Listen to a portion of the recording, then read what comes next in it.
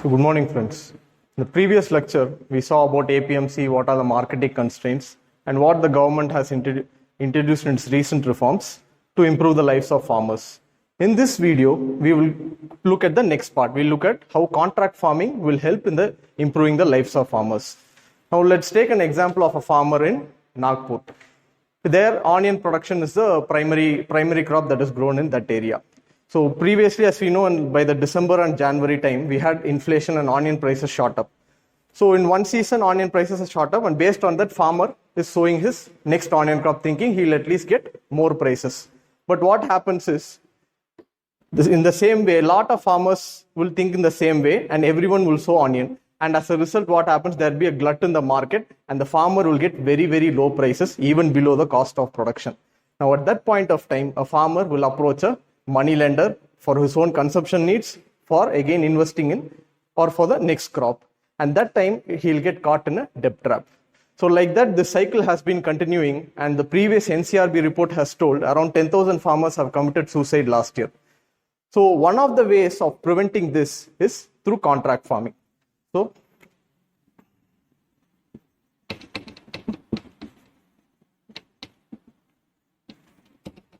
So first, we will see what contract farming is. So contract farming, there a buyer and a seller, they come together and they pre-decide on the quality of produce that the buyer wants and the amount that he can pay. So here the farmer and a company or any person who's a buyer, they will enter into a contract before even the farmer begins his sowing season. So and by this way, at the end of the harvest, if the produce is of the desired quality, the buyer will buy that produce for the prefixed amount. So if this is contract farming, and this can help the farmer in sustaining his income.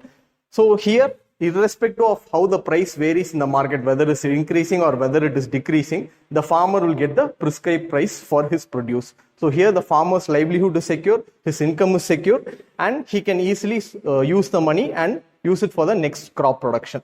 So this is contract farming.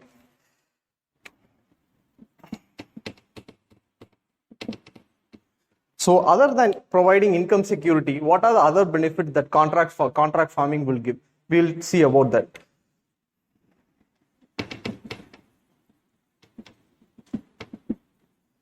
So the first point is price stability.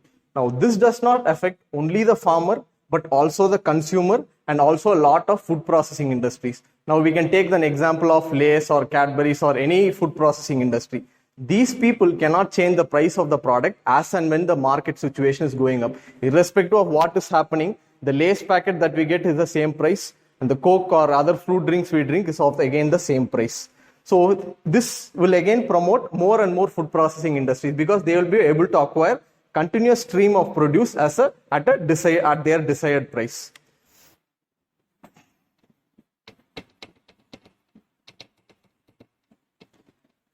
Next one, technology. See, for Lay's farmers in Gujarat, to acquire their potato, PepsiCo has done some research and they had given a particular variety of potato to be sown especially for Lay's chips.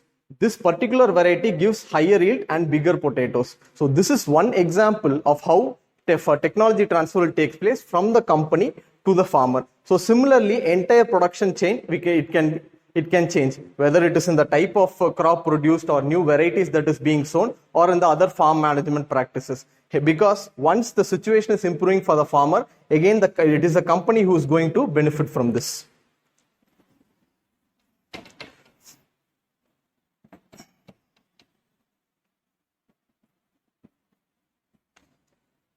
Next, traceability. By contract farming, we can have traceability that we can identify this produce has been produced by this farmer and this is the quality. And once we are able to achieve traceability, we can definitely improve our exports. Currently, our exports, our share in the world export market is very low. It is only around 2 to 3%. If we can bring out all this, we can definitely improve our exports in the world market. So,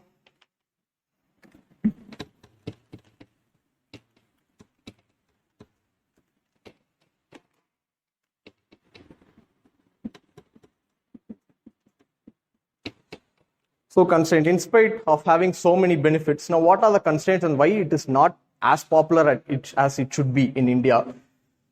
The first thing is all people who are entering into contracts, that is the buyers, they have to be either they have to have a license or some sort of permission from their own APMC committees. Now, which is difficult to acquire, number one. Number two, in case of anyone who breaches the contract, whether it is the farmer or it is the buyer, now the farmer, the person who's been affected by this decision, he has no other go other than to approach the courts. Now, we all know how courts function. A case cannot be solved in a short while. So again, here the party will lose his case. So it's because of these constraints, contract farming has not been up to the mark.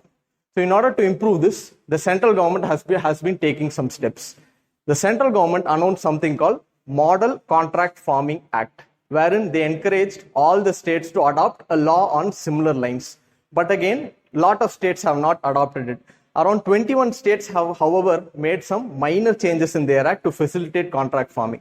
But there is one state which has adopted a contract farming act in its letter and spirit, and that is Tamil Nadu.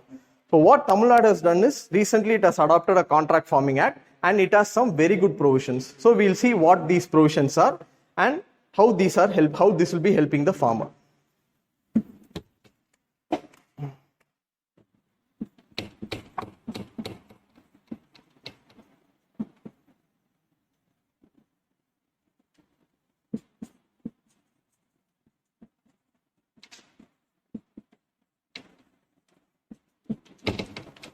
So the first one is Tamil Nadu has put up a regulatory body. Now, why do you need a regulatory body for this? Because this body will be responsible. They will first give out the terms, like what should be the terms of the producer, what should be the terms of the farmer, and if someone is cheating or breaching the contract, what should happen? What will be the other alternate dispute redressal mechanism for both these parties? So Tamil Nadu has put up a overall regulatory body for the whole state.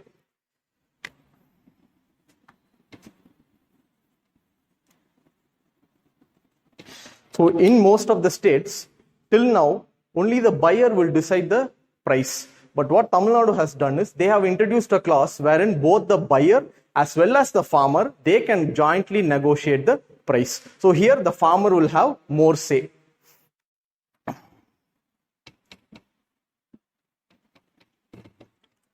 Next one, contract farming facilitative group.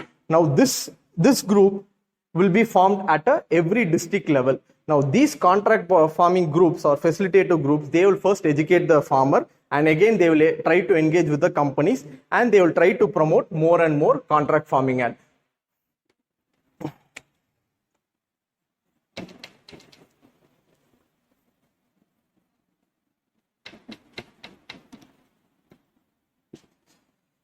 So earlier, before the enactment of this law, quality norms used to be decided by the company.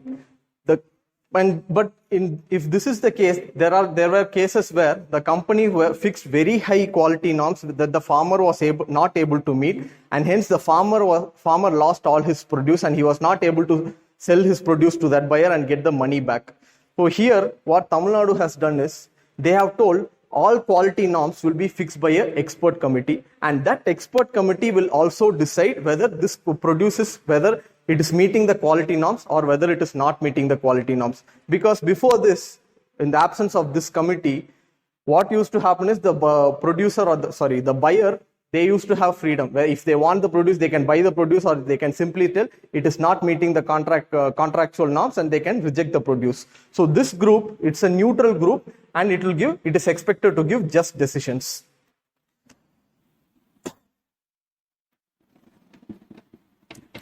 The last one, we are also having provisions for penalty. That is, whoever breaches the contract, they will have to pay a penalty. It varies depending upon the produce and the amount that is to be procured. So this model act, or how the act that Tamil Nadu has enacted, if this act can be replicated across different states, our farmers can get both income security and livelihood security, and farmers' income can be slowly doubled over a course of time. Thank you.